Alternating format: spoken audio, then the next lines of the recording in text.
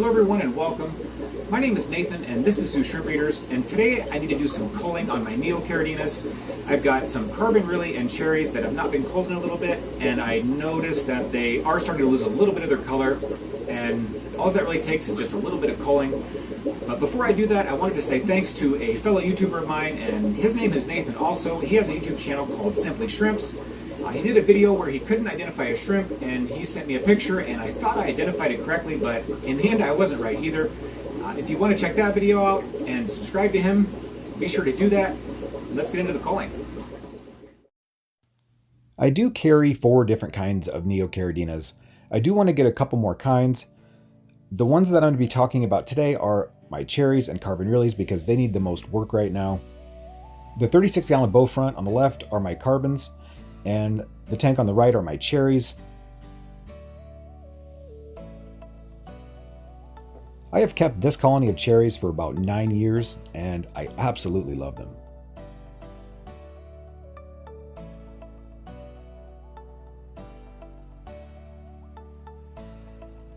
Throughout the years of me having this colony of shrimp, I've had to cull them quite a few times.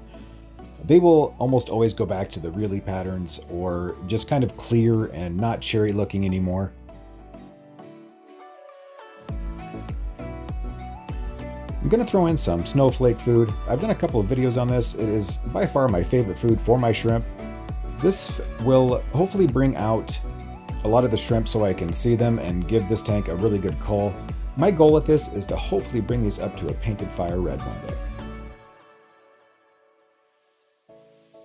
There are a couple of tiger shrimp in this tank, and I have a couple in my really tank also.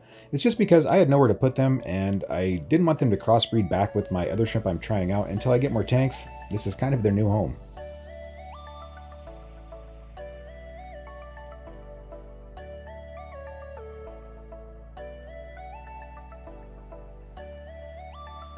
Now that I can take a little bit closer of a look, they really don't look too bad. I've got a few really dull colored males that need to come out, and there are a few really pattern or kind of blotchy females that I'm going to go ahead and take out and give them a new home.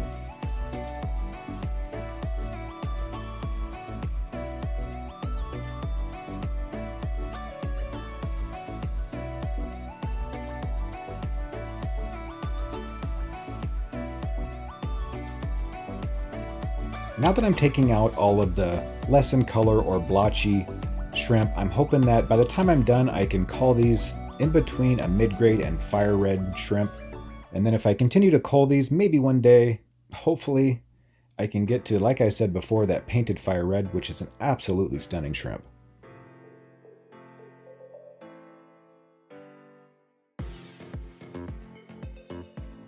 My carbon realies have been a little bit of a struggle, but they are starting to get more stable in the colony.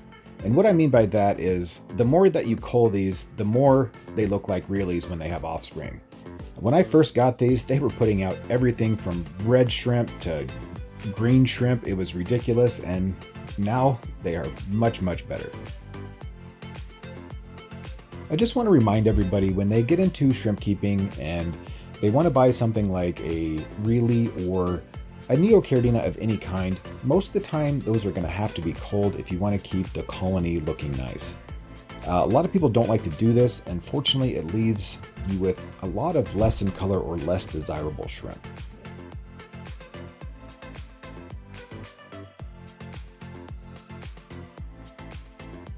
This colony has came a long way since I first had it. At least now they're giving me all really looking shrimp, but now I'm going to try to get down and get some really, really high quality shrimp.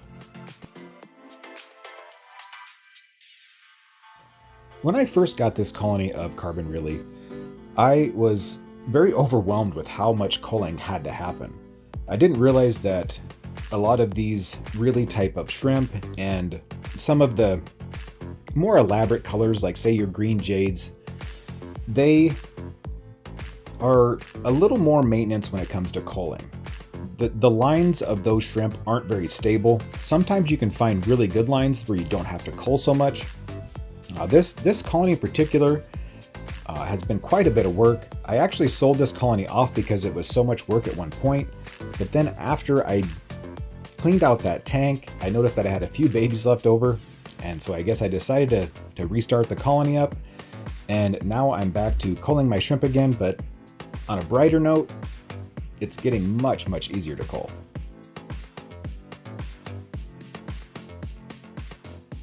The other two types of Neocaridina that I carry are Bloody Marys and Blue Dreams. The Blue Dreams are a work in progress. They are in a 10-gallon tank. I'm not going to show those today because they don't need to be culled, but I do have some Bloody Marys that never need to be culled, and they're quite an amazing shrimp. I'm going to leave you with my Bloody Marys, and if you're not subscribed to my channel and you love seeing shrimp and everything shrimp related, be sure to hit that subscribe button as it really helps my channel out. And I hope everyone has a wonderful day, and cheers.